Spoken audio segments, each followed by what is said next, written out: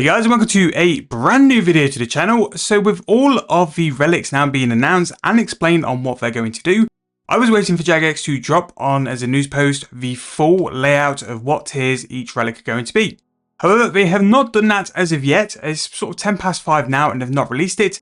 However, luckily for us, the wiki once again coming in clutch and it has it listed all the relic tiers.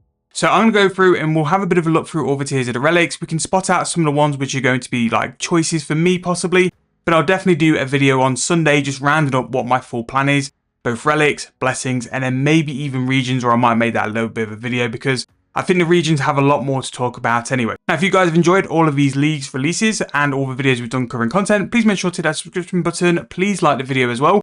Please drop me some comments in the comment section down below about which relics you think you're going to be picking, just so I can get some ideas more than anything, because I am going to play 2 accounts for leagues as well. The Hogger is going to jump into leagues for the first time ever and take a more laid-back AFK approach, while the main account goes for the point rush and the kind of content you guys want to see. So without further ado, let's go and jump in and let's have a look. I will actually make sure to put the link in for wiki in the description and in the comments as well for you guys to go and check out if you want to. You can also go and view some of the tasks, the easy and medium tasks are available to view on the wiki. So let's go and have a look. So if we scroll down here, we will see that we have the pick of the first relic. So we've got Endless Harvest, Survivalist, Golden Touch.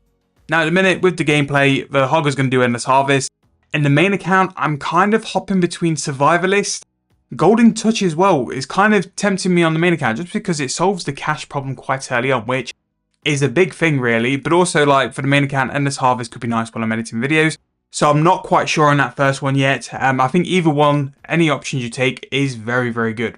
Now, tier 2 passive. So this is going to be Animal Wrangler. It's going to be Superheated and it's going to be Divine Druid as well. Now, really for this one, it's whichever one you see as a bigger problem. I think with the multiplier, the summoning isn't going to be too much of a problem. So I'm a little bit down on Divine Druid. However, the savings and the benefit to Herblore is absolutely massive. So I'm not too sure about that one. The smithing with Superheated is very good. Obviously getting more bars as well is going to make smithing incredibly easy. Smithing could also as well solve your problem with cash as well at some point. So that could also be a very, very good option looking at that as well. Animal Wrangler, I'm not really too invested in. I just think it doesn't offer as much as what I'm really looking for. I did actually go for Animal Wrangler on the Yama leagues. But I just think in RuneScape 3, we don't have things like the Hunter Guild or where it's going to really shine too much in terms of Hunter.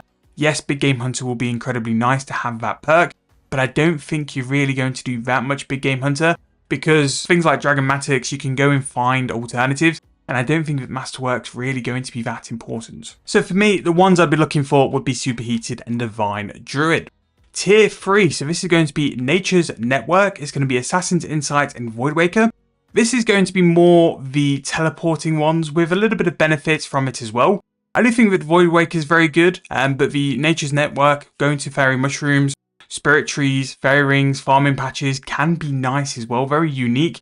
In the Assassin's Insight, the Slaying one is also very good as well. It gives you the ability of having a Corrupted Slayer Helmet. Elite monsters, although not really beneficial, can spawn 5 times more often. And you can have a choice of 2 Slayer assignments.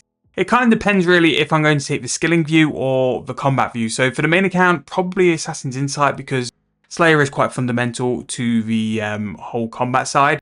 And then probably on the Hogger, maybe Voidwaker. You know, I think Voidwaker with the extra materials you're going to get as well and having the conduit going to give you all the teleports could be really, really nice. So tier 4, what have we got for tier 4? So we're going to have Crystal Grace. Now this is going to give you the ability to get all of these spell books, a 5% chance of obtaining a crystal essence. This is going to also help with rune crafting as well. Rituals act as if you have multiply, attraction and protection, and light sources are there as well. When you bury a bone or offer it as an altar, you'll get additional prayer XP equivalent to a dragon bone as well. So this will tackle necromancy, prayer and rune crafting. Transmutation, which is obviously incredibly broken for the fact of it's going to cover so many skills and upgrade so many tiers of skills as well. I do think this is going to be my pick just because it is really that broken. And the fact it can upgrade things like necromancy, bones, smithing, really, really strong. Now, I did mention in one of the earlier posts when we actually covered this relic, Antiquarian. A lot of people really highlighted just how overpowered having so many relics and that much monolith energy is. I personally can't see myself picking this one against Transmutation, just because Transmutation is that good. but people have said it was a lot better than what I was giving it credit for. So thank you guys in the comments for that. And that is what the comment section is for you guys to pick out anything I say wrong and roast me for it. So thank you guys for that. I have sort of had a bit more of a look at it, and I do agree that you guys are right. There is a lot more capability in this than what I originally thought. Again, archaeology relics really are very important to the game now and do have some massive benefits. So it's a really, really nice thing there. But I think just going against transmutation, things need to be incredibly overpowered. And I just think these two, maybe not if you're a PVMer, I do think that Antiquarian does make it a bit more of a question. But transmutation, from using it in the Yalma League, really is very, very good. And just from the sheer amount of like AFK and you can do it in an earlier phase, it's just going to be so nice to just go and upgrade all of those slots. Tier 5 is an interesting one because this is going to be a competition between Clue Connoisseur, Production Manager, which I'm very, very high on. I do think Production Manager is definitely going to be done on a Hogger. Very, very good.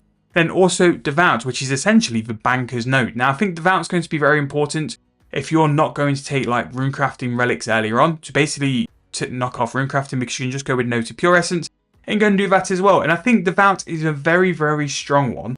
But I do think Production Master with the urns, with all the benefits it offers in terms of the spirits and stuff like that, is going to be very good. Really interested to see what you guys are going to pick for tier 5. But I do think, especially for the Hogger, Production Manager is a banker. I do think that for the main account, maybe the Clue Connoisseur could be one. It doesn't seem to be as strong as last year. But again, I think some comments sort of said other things against that in yesterday's video. And that the Devout is also very good. So again, we've got options with that as well. Tier 6 is going to be either be Perfection or Rejuvenated. This is the easiest decision through any of them so far. Perfection is the one. Like, it pretty much gives you Invention on a plate. Really easy 200 mil, so you can get points from that as well. And just the extra perks on your armors is just going to be broken. So that is a choice.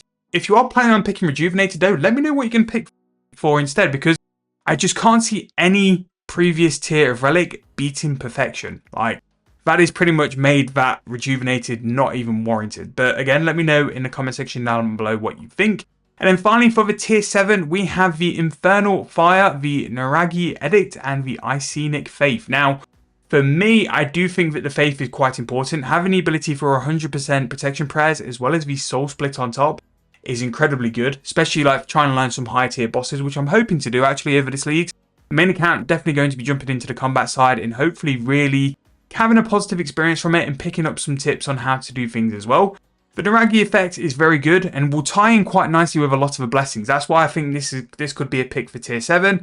And then finally, Infernal Fire for those absolute psychopaths who go for the PVM side. That death mark will come in nice, but I just think compared to the others, it's not quite as strong as the others. But further down, we have obviously all the blessings and stuff like that. We've covered the blessings and they were already marked on what tiers they're going to be. I'll just check really quickly before we finish the video to see if we have any of the higher tier of tasks. Just to give us a bit of a rough idea to see if we have any of the hard tasks or anything else as well. Let's just go and see if we have it. Points. No, so they have not been released yet. So we still only have the easy and medium tasks. Hopefully a little bit later on, we will get the ideas of hard, elite and master. And then we can sort of put a little bit of a plan before. But this was just a bit of a rough go through on what tier the relics are. Now, towards the end of the weekend, I will do a video to go through what I think my game plan will be.